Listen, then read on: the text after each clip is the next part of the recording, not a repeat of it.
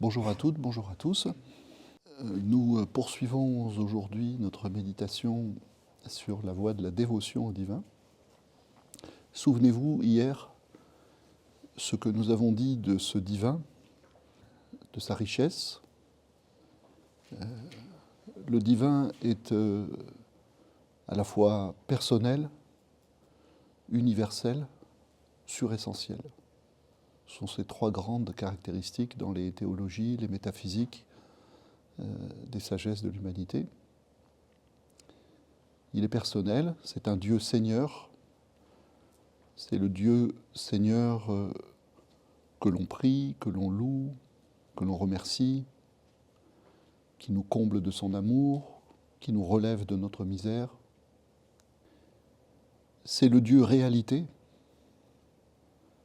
l'océan infini, l'océan de tout ce qui est, cet océan que les mystiques soufis décrivent comme un océan sans fond, sans rivage, sans surface. Enfin, c'est un Dieu mystère. Un Dieu mystère, c'est le grand absent, retiré de tout ce qui est, au-delà de tout ce qui est, alors même que pourtant il l'habite de part en part. Donc c'est le Dieu mystère, le Dieu absent, auquel on demande de disparaître dans son secret. Dieu personnel, Dieu universel, Dieu suressentiel, au-delà de tout être, au-delà de toute essence. Donc Dieu Seigneur, Dieu réalité, Dieu mystère. Il y a plusieurs façons de s'adresser à Dieu, donc plusieurs dimensions de la voie de la dévotion, dès lors qu'il y a ces dimensions du divin qui sont très différentes les unes des autres, tout en étant unies dans cette réalité que nous nommons la réalité divine.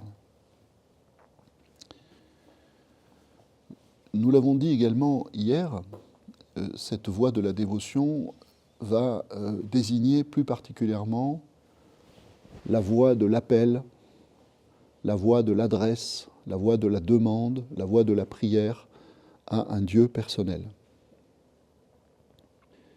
C'est une voie qui va nous permettre, a-t-on dit, de partir du sol de notre humanité, de ce que nous sommes. Ce n'est pas une voie qui nous demande immédiatement de nous projeter au-delà de nous-mêmes vers ce divin qui est au-delà de tout, en particulier.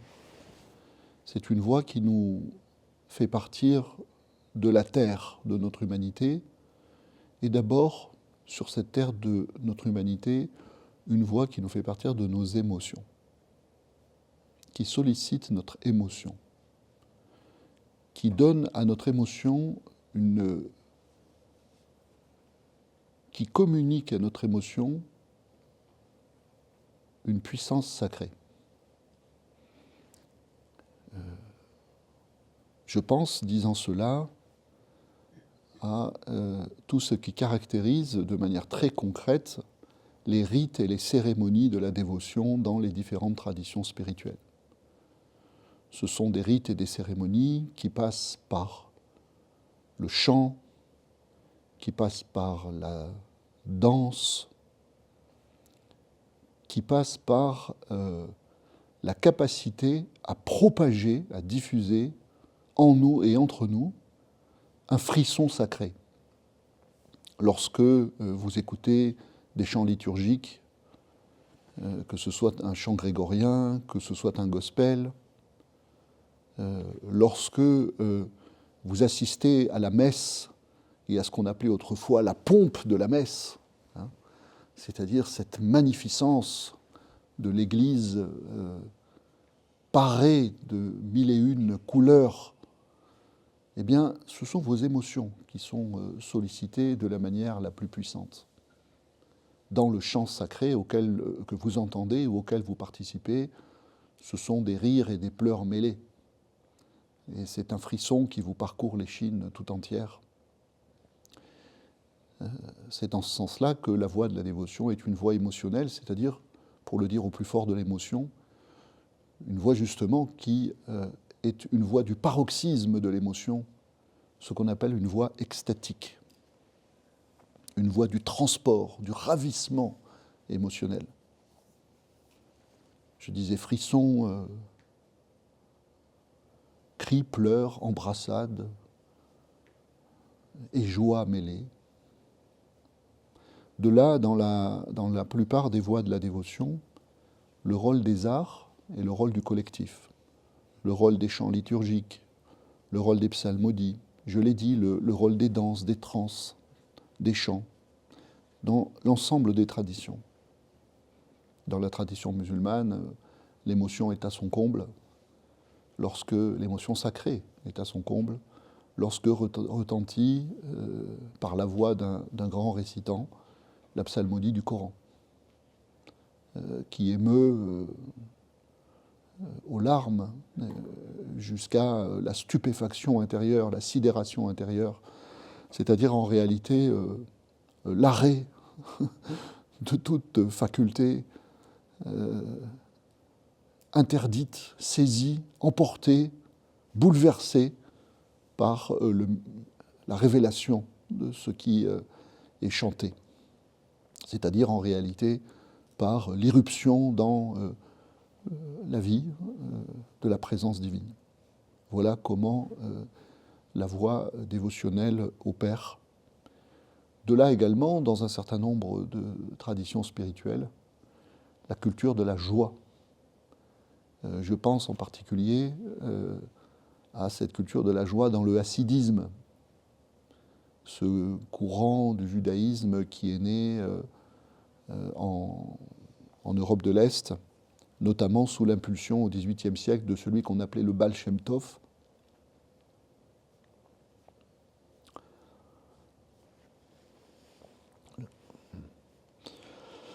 Le Baal Shem Tov, ça veut dire le maître du nom, ou le maître du bon nom.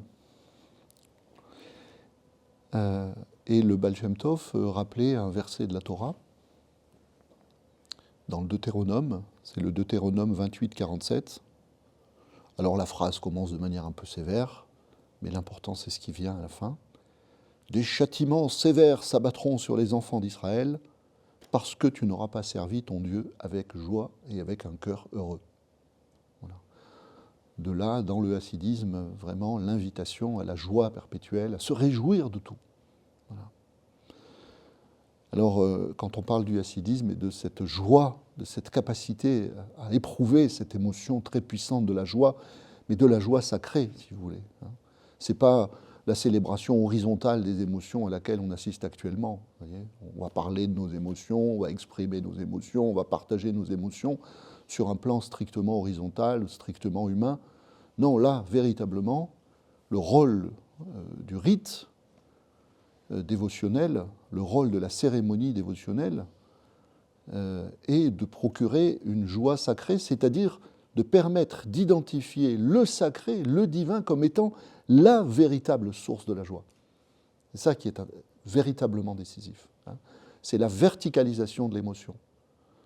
La verticalisation de l'émotion, c'est-à-dire la joie était communiquée d'en haut et elle te soulève jusqu'en haut. Elle fait l'aller-retour entre le haut et le bas. Et elle crée le pont entre le haut et le bas. Quand ton émotion est soulevée, elle te soulève au-delà de toi-même, vers le divin, et en réalité, elle est d'origine divine, et elle t'est communiquée par ce divin. Voilà ce que, dans notre façon actuelle de retrouver les émotions, nous n'arrivons pas à retrouver la plupart du temps. Et à partir de là, on peut se demander ce qu'on retrouve vraiment. Alors dans le hassidisme, il y a beaucoup d'histoires sur cette capacité à éprouver la joie.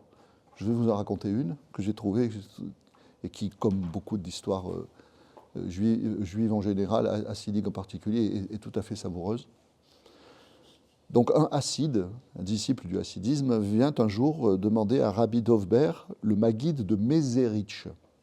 Alors, le Maguide, c'est un prédicateur un peu errant. Rabbi, nos sages ont enseigné que de la même manière que nous devons bénir Dieu quand quelque chose de bien nous arrive, Nous devons aussi le bénir quand survient un événement négatif, quand vient le mal. Mais comment est-ce possible, à ce moment-là, de célébrer le Seigneur alors que nous sommes touchés par le mal? Comment éprouver de la joie? Le Maguide lui répondit, « Alors, écoute, rends-toi chez mon élève Reb Zouché et lui, il te donnera la réponse. » Arrivé chez Reb Zouché, le Hasside voit immédiatement, à son air émacié et aux guenilles qu'il porte, que celui-ci ne mange jamais à sa faim et qu'il n'a même pas de quoi s'acheter des habits décents. Tout chez lui témoigne d'une immense pauvreté. Et pourtant, son visage rayonne de bonheur. Voilà certainement quelqu'un qui pourra répondre à ma question, se dit le Hasside. Il s'approche de Reb Zouché et lui dit que le Maguide l'a envoyé chez lui pour qu'il lui explique comment on peut bénir Dieu même dans le malheur. Reb Zouché le regarde avec la plus grande surprise. Alors là, je ne sais pas comment répondre à cette question. Tu devrais plutôt t'adresser à quelqu'un qui a souffert.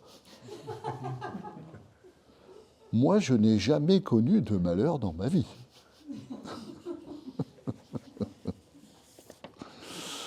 Merci pour la joie que nous communique cette petite histoire.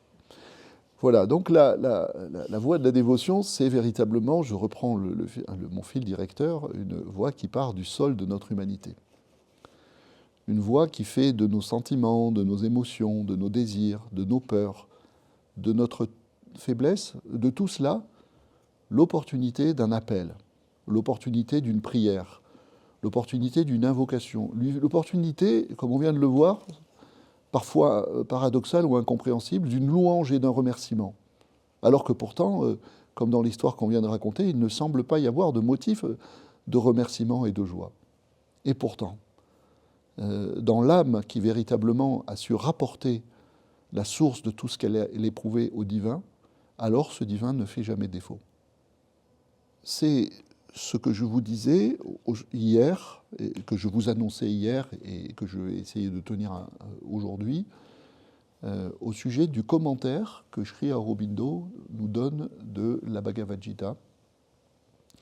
Et en particulier, vraiment, là je vais le mentionner un peu, mais je vous conseille sa lecture. Méditez cette lecture, elle est très importante pour comprendre ce qu'est la voie de la dévotion. En particulier, donc, le commentaire, à l'intérieur du commentaire général que Sri Aurobindo donne de la Bhagavad Gita, le commentaire du chapitre du chant 12 de la Bhagavad Gita, qui est consacré à l'explicitation de ce que la voie de la dévotion a de particulier. Alors,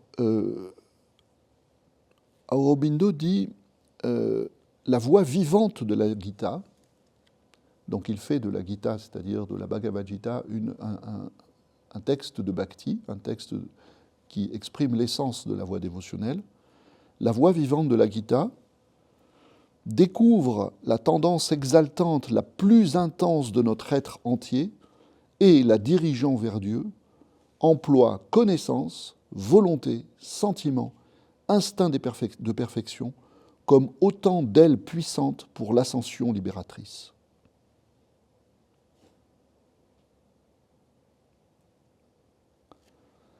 Ce qui m'intéresse dans cette phrase, c'est les ailes puissantes. Vous voyez, et l'idée que tout peut être une aile puissante. Tout ce que nous éprouvons dans notre humaine condition peut être une aile puissante, à la condition de faire l'effort continuel de ramener ce que nous éprouvons à sa source. C'est-à-dire que nous fassions l'effort d'une identification de la cause de ce qui arrive et de ce qui nous arrive. Et en ce sens-là, la voie de la dévotion, c'est une voie qui part du quotidien et qui va tirer parti de toutes les situations du quotidien, de toutes les circonstances ou les événements de la vie, les petits et les grands, pour tisser sans arrêt le fil de l'existence avec la présence miséricordieuse du divin et la manifestation de Dieu. C'est une voie du tissage du quotidien et du sacré. Je vais vous donner un exemple de ce que ça peut signifier concrètement comme exercice du côté de la tradition qui est la mienne, que je connais donc le moins mal, on va dire, qui est l'islam. Dans l'islam, comme dans les autres traditions spirituelles de l'humanité, vous avez pour le quotidien des formules sacrées, des formules coraniques, donc des paroles divines, qui vous accompagnent et qui vous permettent de célébrer précisément tout petit événement et tout grand événement de la vie, c'est-à-dire d'opérer ce tissage fin, ce tissage continuel de la vie et de la voix. Par exemple, à chaque fois que dans cette vie, face à un événement ou dans une circonstance intérieure ou extérieure, vous avez l'opportunité de vous étonner, d'admirer, d'émerveiller, de vous émerveiller, de jubiler, vous dites « Subhanallah », c'est-à-dire « gloire à Allah ». C'est-à-dire que vous rapportez le motif véritablement de ce qui vous étonne, de ce que vous admirez, de ce qui vous émerveille, à une grâce divine. Vous voyez un petit brin d'herbe, fragile, qui a percé le béton. Subhanallah. C'est extraordinaire. Vous éprouvez une émotion puissante face à cette toute petite chose.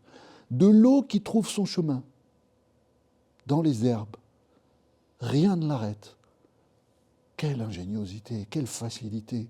Subhanallah. Vous, il vous est donné un événement qui est un événement où vous recevez beaucoup. Des petites choses, des grandes choses. La vie vous fait un cadeau, un présent. C'est la naissance d'un enfant. Grande, immense joie. C'est une bonne nouvelle. Immense joie. C'est un matin où vous n'avez mal nulle part. Alhamdulillah. Alhamdulillah. Alhamdulillah. Merci. Prière, formule de remerciement. Vous voyez, je tisse. Voilà. Petite chose, ça ne prend pas longtemps. Vous voyez, mais c'est aussi le génie des vies spirituelles et des voies spirituelles, des grandes sagesses, que de comme ça, d'amener, de faire descendre le sacré dans le profane. Il n'y a pas de profane.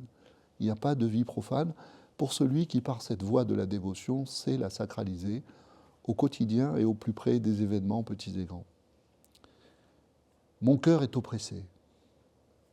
J'ai mal agi. Ou j'aurais dû agir, je n'ai pas agi. Ou je me suis mal conduit. Je me suis laissé emporter. Je me suis crispé pour rien. J'ai été méchant pour rien. J'ai commis le mal, petit ou grand. Astaghfirullah. Astaghfirullah, astaghfirullah, astaghfirullah. Pardonne-moi. C'est la demande de pardon à Allah. Je suis incapable de me pardonner. Je suis incapable. Je suis incapable. Si je crois que je peux m'excuser moi-même, quel orgueil. Voilà. Et on a tous des choses petites et grandes à se faire pardonner. Ça fait partie, comme c'est les expériences que j'ai mentionnées avant, des expériences vraiment les plus quotidiennes, les plus communes, courantes de la vie. Vous voyez ? Allahu Akbar, Allahu Akbar. Alors évidemment, aujourd'hui, Allahu Akbar a une mauvaise réputation. On entend des fanatiques qui brûlent tel ou tel drapeau en vociférant comme des fous. Donc, hélas, cette merveilleuse formule est trop confisquée par le fanatisme. Mais en réalité, ici, c'est ce que Rodolphe Otto appelait l'effroi devant le sacré. Allahu Akbar. Vous êtes spectateur de quelque chose qui vous saisit, qui vous dépasse. Le tonnerre vient de retentir, c'est l'orage. Et tout a vibré, une vibration dont vous avez l'impression qu'elle va tout faire s'écrouler. Allahu Akbar. Vous voyez ? Ou tout à l'heure, je parlais de la naissance d'un enfant. vous assistez à un miracle en réalité. Ce n'est pas seulement la louange du Alhamdulillah, de la gratitude, c'est le Allahu Akbar, de la stupéfaction, de la stupeur. Hayra, la stupeur, comme disent les soufis. La perplexité devant quelque chose qui dépasse complètement votre entendement. Vous voyez ? Voilà. L'effroi du sacré. La révélation d'une puissance incompréhensible. Les moments où vous vous sentez faible, démuni, dépassé parce que, voilà, il y a quelque chose qui vous accable trop, quelque chose face à quoi vous essayez de trouver les moyens d'agir ou de réagir, mais vous sentez bien que vous êtes perdu et que vous n'y arrivez pas. Et à ce moment-là, vous dites, autre formule, La hawla wa la quwwata illa billah, alayka tawakkalna, sont deux formules différentes, mais qui disent la même chose. Il n'y a de puissance et de force que par Allah. Si je ne confie pas mes intérêts à Allah, par moi-même, là, vraiment, dans cette situation, je ne vais pas y arriver. Je ne sais pas quoi faire. Voilà. La hawla wa la quwwata illa billah. Rabbana, ô notre Seigneur, alayka tawakkalna, à toi nous te confions. À toi nous nous confions. Et à toi nous confions notre vie, la sécurité de notre vie, les solutions, le fait que petit à petit un chemin va s'ouvrir, alors que là je ne vois vraiment pas de solution, d'issue. J'ai l'impression que je suis dans une impasse, je traverse un désert, où je suis dans un grand doute d'un point de vue spirituel. Rabbana, alayka tawakkalna. Ou, comme le dit la Fatiha, la première sourate du Coran, Iyyaka na'budu wa iyyaka nasta'in, ihdina as-sirata al-mustaqim, c'est-à-dire, c'est toi que nous adorons. Vous voyez, c'est ce que j'appelais hier la voix qui tutoie Dieu. C'est toi que nous adorons, c'est toi dont nous implorons de le secours.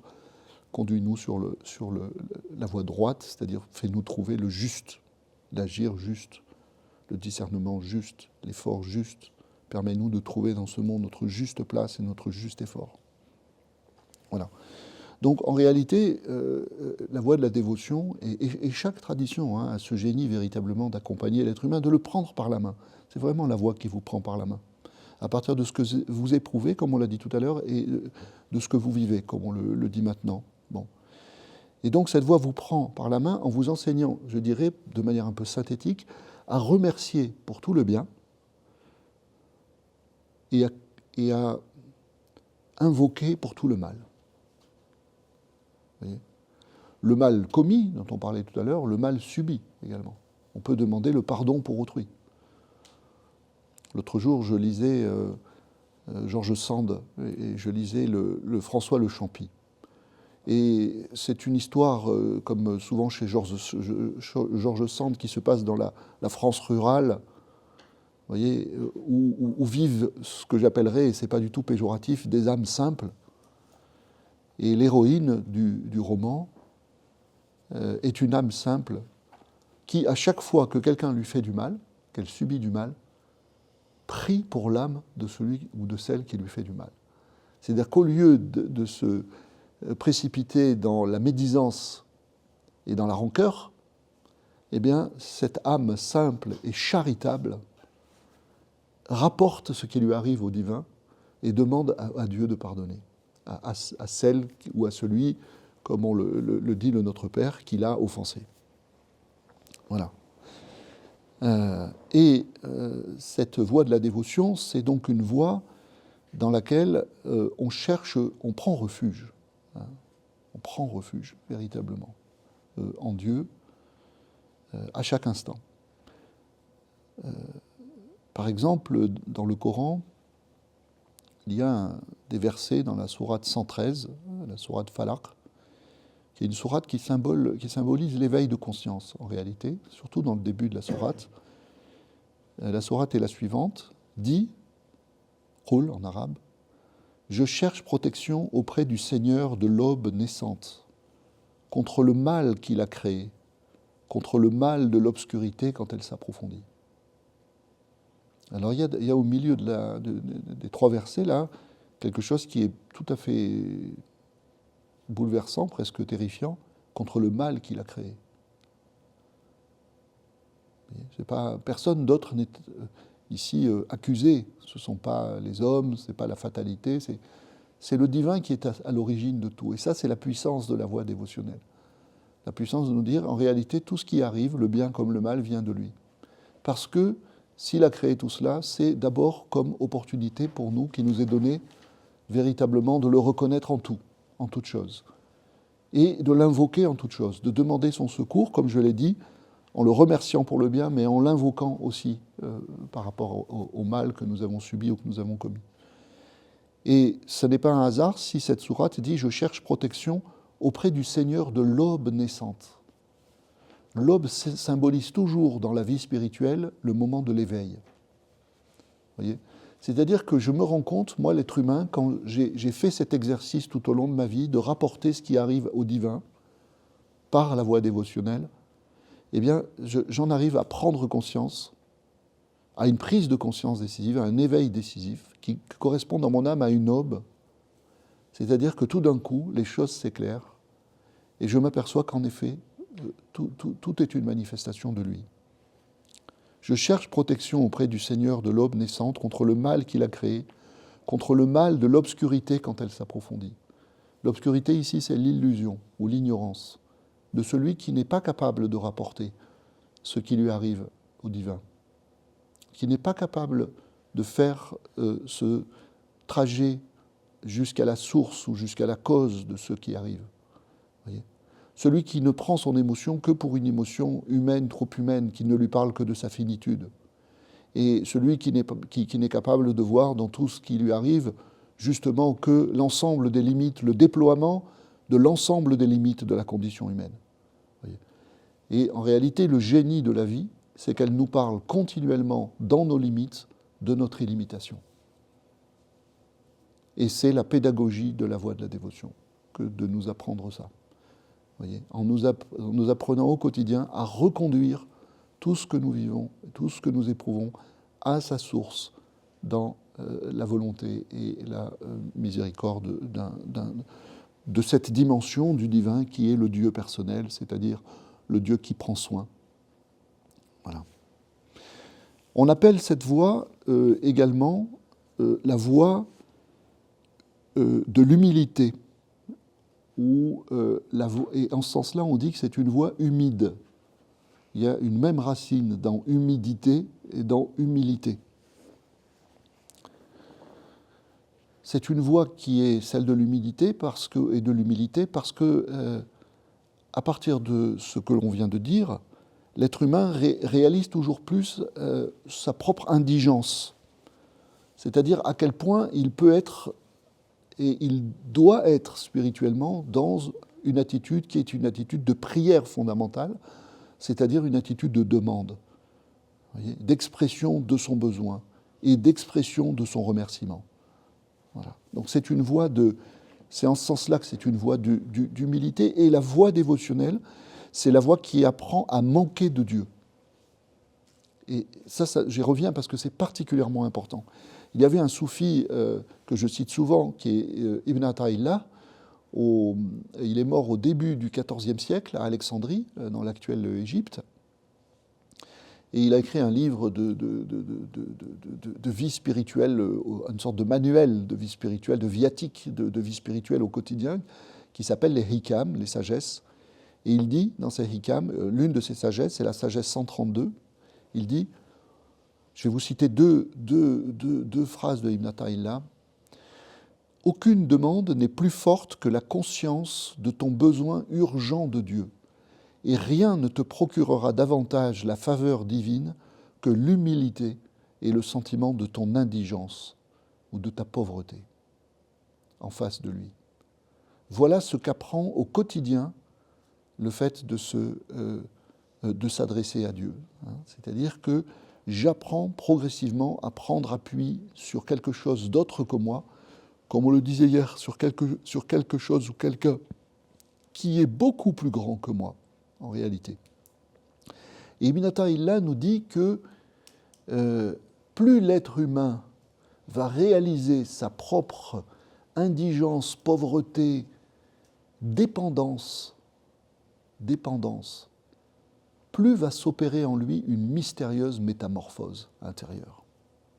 Je pèse mes mots, une métamorphose intérieure. Voilà ce qu'il dit, c'est la hikma, c'est-à-dire la sagesse 181 cette fois. Il dit « Réalise ce que sont tes qualités ». Qu'est-ce que ça veut dire « Réalise ce que sont tes qualités » C'est-à-dire ne cherche pas à avoir des qualités qui ne sont pas les tiennes. Tes qualités, ce ne sont pas la force, ce ne sont pas la puissance.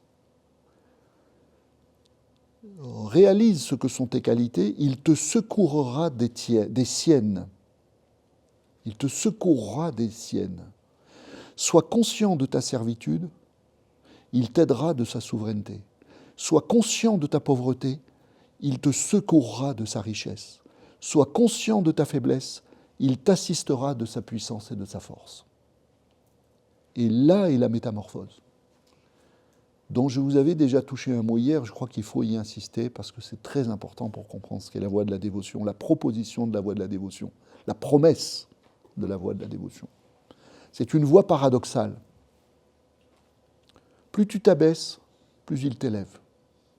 Ou plus exactement, plus tu t'abaisses, plus il vient te relever.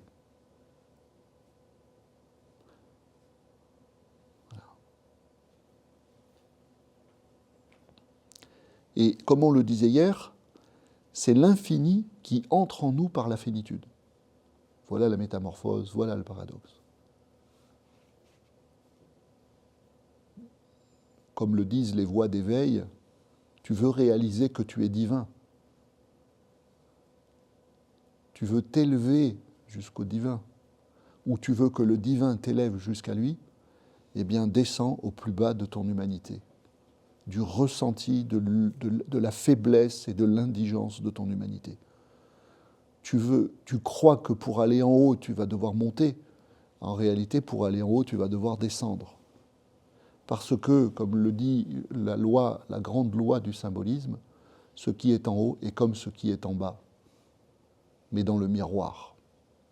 C'est-à-dire ce qui est dans l'être humain l'expression de sa misère est paradoxalement l'expression en nous de la grandeur divine. Libère en nous, laisse la place en nous à l'expression de la grandeur ou de la majesté divine. C'est pour ça que Ibn Arabi, par exemple, le grand maître, le maître des maîtres dans le soufisme de l'islam, on est au XIIIe siècle, Ibn Arabi disait « N'aie pas peur de désirer, n'aie pas peur de manquer ». Parce que, ou plus exactement, n'aie pas peur de manquer toujours plus du divin, d'Allah, selon son nom dans l'islam. N'aie pas peur de manquer, n'aie pas peur de désirer, parce que quand tu as en toi qui s'intensifie ce désir divin, qui te fait te rendre compte à quel point tu ne peux pas te donner à toi-même ce que tu veux, ce que tu cherches, alors ce désir divin prend la nature de son objet. Il prend la nature de son objet, c'est-à-dire qu'il devient aussi, il te fait aussi infini que Dieu est infini lui-même. Et il dit, c'est la différence entre le désir ordinaire, choc, et l'ishtiyaq, c'est-à-dire le désir mystique du divin. Parce qu'il dit, regarde le désir ordinaire. Le désir ordinaire, alors il est certes insatiable, mais il est toujours obligé d'aller d'objet en objet. Et petit à petit, il s'épuise, il se lasse. Vous avez beau manger des meilleures choses, une fois que vous êtes allé 50 fois dans votre restaurant préféré, bon, vous avez envie d'essayer autre chose. Voyez ? Donc le désir ordinaire, c'est-à-dire le désir pour des objets ordinaires, ou pour des biens de ce monde, pourrait-on dire, si je le dis de manière religieuse, va inévitablement s'épuiser. Parce que ces objets sont épuisables. Ces objets ne recèlent rien d'infini. Vous voulez. Il y a en revanche l'ishtiyaq, c'est-à-dire le désir du divin, prend la nature du divin. Parce qu'en réalité, plus il va se diriger vers l'infini du divin, plus il va devenir lui-même un désir insatiable. De là, cette formule qu'on a citée à plusieurs reprises au Sésame, je ne sais plus d'où elle vient, cette formule qui dit « à soif inextinguible, source inépuisable ». C'est-à-dire, si véritablement tu sais diriger ton désir, hein, c'est toujours cette pédagogie des sentiments, cette pédagogie des émotions, voyez, dont on parlait au départ, si tu sais diriger ton désir vers le véritable objet du désir, quel est le véritable objet du désir? Et la voie dévotionnelle vous dit, le véritable objet du désir, dans tout désir humain, ce qui est vraiment désiré, c'est le divin, c'est-à-dire c'est l'infini, en réalité, ou l'absolu. Eh bien, si tu sais diriger ton désir, à ce moment-là, ta soif va devenir véritablement inextinguible, une soif impossible à rassasier, tu seras toujours plus dans le manque, mais ça va libérer en toi une source inépuisable de présence. La source de la présence divine, la source de l'eau vive de la présence divine va se libérer de manière inépuisable. Donc la leçon de la voie dévotionnelle ici est que le désir du divin est un désir insatiable parce qu'il est lui-même de nature divine, ce désir. Le désir du divin est un désir d'essence divine. C'est la raison pour laquelle un certain nombre de grands textes dévotionnels mettent en scène une figure du divin et une figure humaine qui se désirent réciproquement. C'est le Cantique des Cantiques en particulier. Dans le Cantique des Cantiques, le divin est désigné comme l'époux qui désire sa bien-aimée, et l'âme humaine est désignée symboliquement comme l'épouse qui désire la présence de son bien-aimé. Quelle est la fonction symbolique de cette mise en scène ? La fonction symbolique de cette mise en scène est de nous faire comprendre, à travers cette image d'un désir partagé entre le divin et l'humain, que le désir est d'essence divine. Ça, c'est quelque chose qui est particulièrement important. Dans le Cantique des Cantiques, l'épouse, notre âme éprise du divin, dit « Je suis à mon bien-aimé, et son désir le porte vers moi. » Versets 7, 10. « Je suis à mon bien-aimé, et mon bien-aimé est à moi. » Verset 6, 3. « Mon bien-aimé est à moi, et je suis à lui, je ne suis qu'à lui. » Verset 2, 16. Voyez ? Un commentateur du Cantique des Cantiques, Paul Vuillot, dira « Le cantique est le chant de l'union mystique, c'est-à-dire, je le cite, de l'union de la nature divine et de la nature humaine sanctifiée, devenue sainte, c'est-à-dire de la nature humaine ou de l'âme humaine qui est appelée par le divin amour à participer à l'être infini. » Voyez ? Donc vous avez deux figures, vous avez l'aimé divin et l'amant humain, mais qui en réalité nous parle de la nature divine du désir. Et c'est la raison pour laquelle elle est partagée. Il n'y a pas que l'humain qui désire. Qu'est-ce que ça veut dire ? C'est la même chose dans un grand texte que j'ai peut-être évoqué hier, je ne m'en souviens plus, un texte du XIIe siècle qu'on doit au poète hindou Jayadeva. Ce texte, c'est le texte de la Gita Govinda. Ce sont les chants d'amour de Radha et de Krishna. Radha, l'aimée humaine, et Krishna, l'amant divin. Et ce qui est tout à fait prodigieux, spectaculaire et symbolique, surtout, dans cette histoire d'amour entre cette femme humaine et cet être divin, Krishna, en l'occurrence, un avatar de Vishnu, c'est que c'est le divin lui-même qui, la plupart du temps, s'élance dans le désir à la poursuite de sa bien-aimée. Après avoir cherché Radha ça et là, criblé par les flèches divines, dans la cabane gît repentant Madhava sur les bords que les flots du mont Kalinda lèchent. Elle est partie, Elle est partie après m'avoir surpris, cerné par une cohorte de femmes. La honte a pénétré mon âme et de timidité je l'ai laissée aller. Hélas, hélas, ma négligence l'a poussée à fuir en fureur.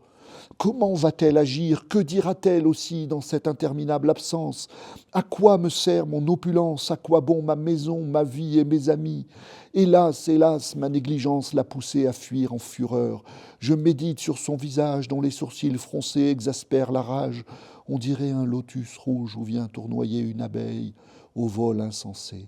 Hélas, hélas, ma négligence l'a poussée à fuir en fureur. En mon âme d'elle si pleine, intensément je puis toujours la posséder. Pourquoi la rechercher là-bas dans les fourrés? Pourquoi me perdre en plaintes vaines? Hélas, hélas, ma négligence l'a poussée à fuir en fureur. Etc., etc. Le Dieu pleure. Le Dieu soupire, gémit d'amour. Tandis que par sa faute, parce qu'il s'est laissé séduire accidentellement par d'autres femmes, celle qu'il aime vraiment s'est enfuie, est partie, l'a laissé tomber. Ce n'est pas l'humain qui pleure ici, c'est le divin. Voyez. Et en réalité, c'est un voile symbolique ou c'est un vêtement symbolique qui nous permet de comprendre, comme dans le Cantique des Cantiques, dont on rapproche souvent la Gita Govinda, eh bien, que dans ce que nous éprouvons, nous les êtres humains, comme désir et comme manque, eh bien, il y a une réalité divine, une dimension aussi du divin qui cherche à se manifester. De là, un genre littéraire à peu près universel, dans toutes les voies dévotionnelles de l'humanité, qui est le genre des poèmes mystiques, des poèmes d'amour. Hein, des poèmes d'amour, des poèmes de ces mystiques qui sont, si on voulait les qualifier d'une formule, qui sont des éperdus d'amour. Vous connaissez la formule en français, des éperdus d'amour. Alors je vais vous en citer quelques-uns, je vais aller les chercher du côté des poètes mystiques de l'islam cette fois. Là, je vous ai parlé du Cantique des Cantiques et de l'Inde. Un poète cité par Ghazali dans son livre de l'amour. Ghazali, c'était le grand soufi, grand mystique musulman qui est mort au tout début du XIIe siècle, donc plutôt qui a vécu plutôt au XIe siècle. Et Ghazali cite et commente beaucoup de poètes éperdus d'amour. Et l'un d'entre eux dit la chose suivante. « Mon âme entretenait sans amour et sans lien. Depuis que je t'ai vu, il n'en reste qu'un. » Terminé. Économie magique de la poésie, qui, moi, le philosophe, me fait beaucoup de bien. Parce que bon, toutes ces phrases pour dire pas grand-chose. Alors que là, en 2 vers, circuler, il n'y a plus rien à dire. Mon âme entretenait sans amour et sans lien, depuis que je t'ai vu, il ne m'en reste qu'un. Est-il besoin de commenter? En réalité, si on veut commenter, alors on est toujours trop lourd, pardon, d'avance quand on commente la poésie, mais c'est véritablement la pédagogie de la voie de la dévotion qui est derrière là. Voyez, c'est-à-dire cette unification du désir, cette conversion et unification du désir. Je désirais une multitude de choses, je me suis aperçu du fait qu'elles étaient toujours insatisfaisantes et qu'elles me laissaient toujours insatisfait, et que véritablement, si je veux trouver à mon insatisfaction une dimension supérieure, voyez, il faut que je voie qu'en réalité, cette insatisfaction est liée à un objet infini, à une réalité infinie. Il faut que je fasse cette expérience. Ce n'est pas une croyance, il faut que je fasse cette expérience. Toujours cité par Ghazali, le grand amoureux de la tradition mystique musulmane, Majnoun, l'amoureux de Leïla, il la voit partout. Et là, c'est véritablement la métaphore du regard mystique qui voit Dieu partout. Et là, donc, la métaphore fait dire à Majnoun, « Me voilà en ce lieu où vivait Leïla, J'embrasse et prie ce mur et puis cet autre-là. Ce ne sont point les murs qui m'embrasent le cœur, mais c'est l'amour de qui habitait ces demeures.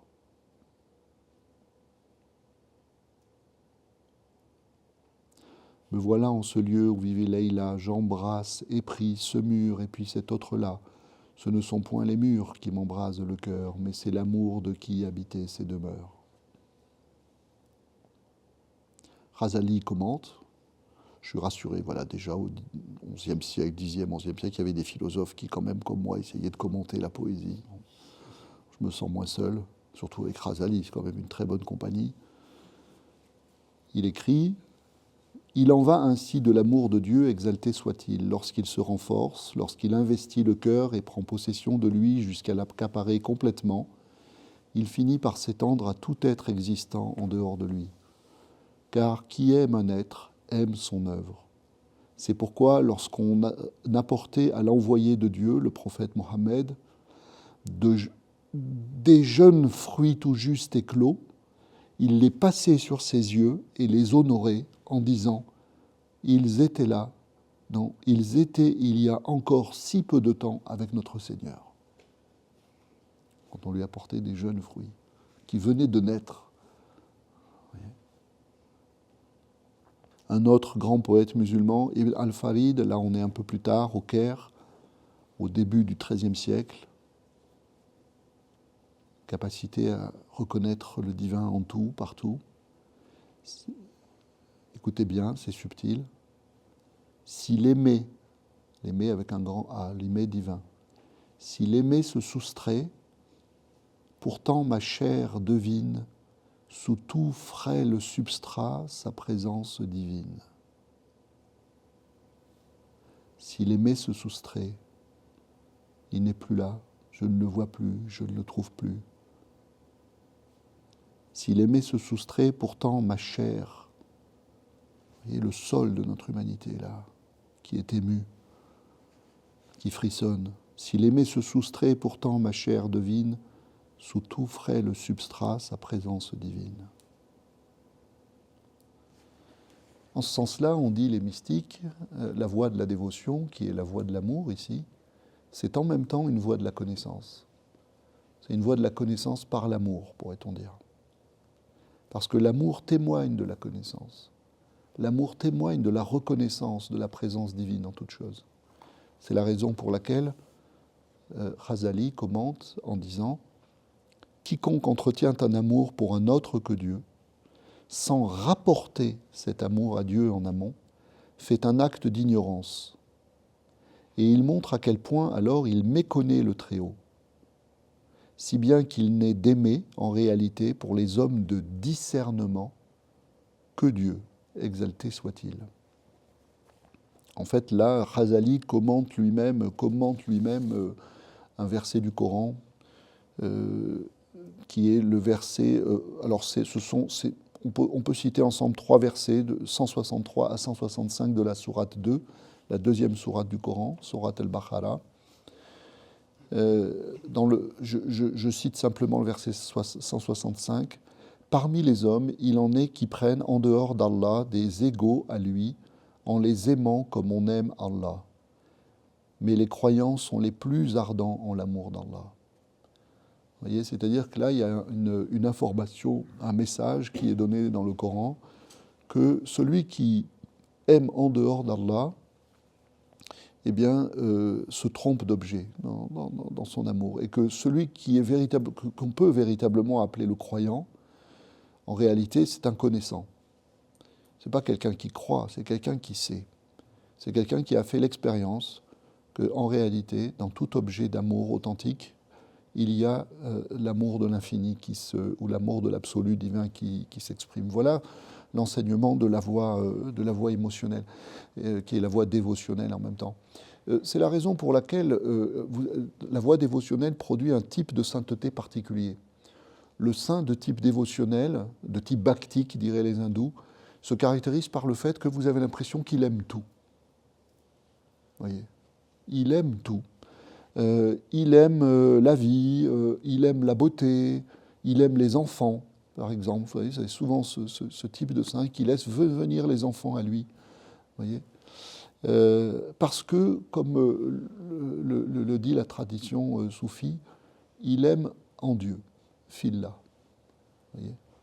C'est-à-dire qu'ayant reconnu la présence du divin en tout être, eh bien, il aime de façon inconditionnelle, sans attendre plus que ce que la vie lui donne sur le moment, et en ayant une capacité, comme les hassidim, dont on parlait tout à l'heure, voyez, à se réjouir de ce qui arrive. Voilà. Un autre soufi, un maître soufi de Bagdad, très réputé aussi pour ses poèmes mystiques, il est mort en 910, il s'appelait Samnoun. Samnoun dit « J'avais un cœur léger. J'avais un cœur léger, fort de ne point aimer, il était à s'ébattre et rire accoutumé. Mais il fut par l'amour de toi interpellé, et ton seuil, depuis ce jour, ne veut plus quitter. Puissais-je être voué, si je mens, à l'exil, si mon cœur noue encore une rivale idylle, et s'il est encore où que ce soit sur terre, quand tu ne m'es pas présent, chose qui me soit chère. Si tu le veux, me fuis. Si tu le veux, me viens. À un autre que toi, mon cœur point ne convient. Si tu le veux, me fuis. Si tu le veux, me viens.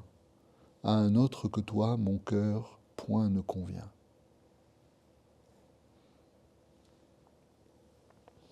Ces vers ont été écrits il y a plus de 1000 ans. C'est émouvant. Vous vous rendez compte? Et ils nous touchent aujourd'hui. Ils nous touchent au cœur. J'ai choisi ces vers de Samnoun là pour terminer cette petite évocation de ce que nous ont donné les éperdus d'amour, les poètes mystiques, parce que dans ces deux derniers vers, tout est dit de ce que nous avons essayé d'explorer. Si tu le veux, me fuis. Si tu le veux, me viens. C'est-à-dire que pour celui qui s'avance dans la voie dévotionnelle et qui a petit à petit une confiance de plus en plus forte dans la présence de Dieu et une conscience, confiance et conscience vont toujours de pair, et une conscience toujours plus forte de la présence de Dieu dans tout ce qui lui arrive, le bien et le mal, alors peu importe que Dieu vienne ou s'en aille, si tu le veux, me fuis. Si tu veux que je ne te trouve pas, que je ne ressente pas ta présence, tu le veux. Si tu le veux, me viens. Si tu veux m'inonder de ta grâce, m'inonder de ta joie, m'inonder de la félicité ou de la béatitude de ta présence, si tu veux me ravir dans l'extase de ta présence, tu le veux. C'est toi qui choisis de venir me trouver comme tu le souhaites, parce qu'en réalité, dans les deux cas, tu viens me trouver. À un autre que toi, mon cœur point ne convient. C'est-à-dire que pour le sage, je dirais, ou le saint de la voie dévotionnelle, celui qui est parvenu au bout de la voie dévotionnelle, ou qui a fait l'expérience décisive dans la voie dévotionnelle, le bien et le mal qui lui arrivent ne sont plus que relatifs à deux visages ou à deux formes de la même présence et du même don divin. C'est la raison pour laquelle un très très grand mystique musulman, Mansour Hallaj, qui vivait à Bagdad et qui a été supplicié comme hérétique à Bagdad, on est dans la deuxième moitié du IXe siècle et au début du Xe siècle de notre ère. Il est mort en 922 de notre ère. Hallaj dit dans son diwan,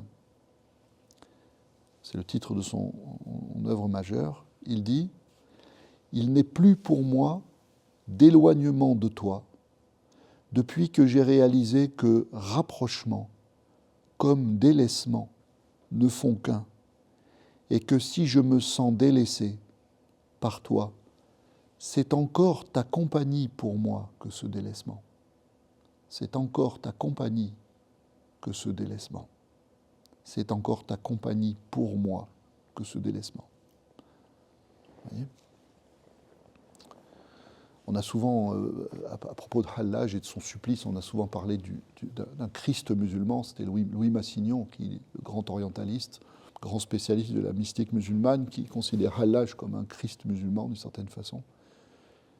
Eh bien là, alors je ne sais pas quelle est la limite de l'analogie, mais moi quand je lis Hallaj, j'ai toujours effectivement cette pensée pour la grande souffrance du Christ sur la croix qui dit « Eli, Eli, lama sabachthani » « Oh mon Dieu, pourquoi m'as-tu abandonné ?»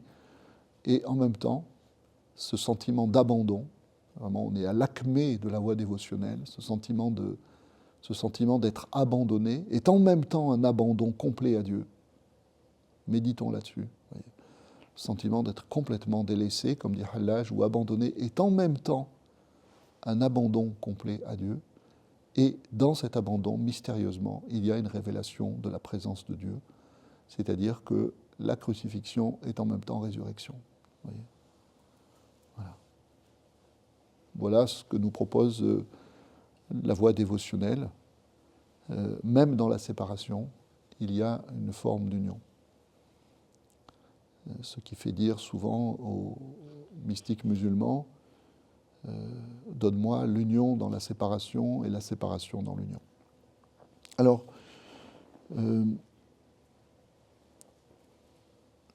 je vais m'arrêter et je me suis demandé comment terminer une transmission sur la dévotion, c'est-à-dire sur l'appel, sur l'adresse, sur la prière. Alors, écoutez, j'ai écrit une petite prière et je vais vous proposer de la partager. Petite prière en français, parce qu'on peut prier en français aussi. Hein. Pour nous, c'est quand même une forme de langue sacrée, le français. Hein.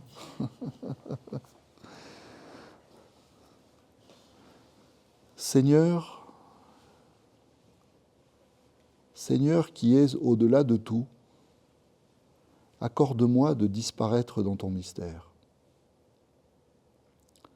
Seigneur qui est tout, accorde-moi de te reconnaître en tout être et en toute chose, grande ou petite, hors de moi et en moi, à tout instant. Seigneur, qui crée tout, qui gouverne tout selon ta puissance, ta sagesse et ta miséricorde, accorde-moi de te reconnaître, de t'accueillir et de te célébrer dans ce qui arrive, dans tout ce qui m'arrive, dans tout ce qui nous arrive. Seigneur, ne me prive pas de la béatitude de ta présence, de la joie de ta grâce. Seigneur, ne me prive pas de la louange de ton don perpétuel de toi-même. Seigneur, ne me prive pas non plus, cependant, de manquer de toi. Et si tu le souhaites, ne me mets pas à l'abri, ni du besoin, ni de l'illusion, ni du doute, ni de la faute, ni de la détresse, afin que dans tout cela, je puisse apprendre aussi à te rencontrer, te connaître, te reconnaître, te remercier, t'aimer, m'éveiller à ta présence, à ta seule réalité, car dans le besoin et la détresse, tu me permets de te trouver comme seul et souverain secours.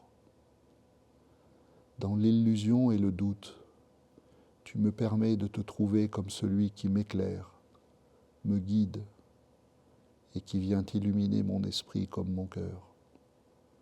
Tout comme enfin, dans la faute. Tu me permets de quémander et de connaître ton pardon et de m'abandonner à ta miséricorde. Amen. Amen.